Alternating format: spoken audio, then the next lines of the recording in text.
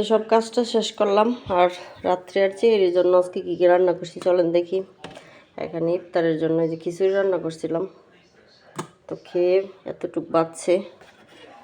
আর এই যেখানে ডাল রান্না করছি, তো সানি দামি বলতেছে ডাল খাবে, একটু ডাল বোনা বোনা টাইপের করে করছি, সাথে ধনিয়া পাতা দিছি।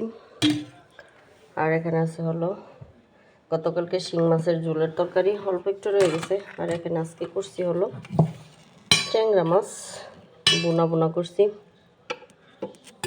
একদম শুকনো শুকনো করে। আর এখানে নিরামিষ তরকারি রান্না করছি ডাঁটা আর আলু দিয়ে। আর এটা হলো লবণের ইলিশ, একদম বেশি করে পেঁয়াজ রসুন দিয়ে একটু বাইঙ্গা টাঙ্গা আর কি একটা ভর্তার মতো করছি। মানে ইফতারের জিলাপি রয়ে গেছে, তো এই তো রান্না বান্না। তো ইফতার করার পরে দেখা গেছে সন্ধ্যা রাত বেশি একটা খাওয়া হয় না, তো সেহরিতেই খাওয়া হয়। আর দুধ জাল করছি, দুধ ওই রুমে আছে রান্না করে।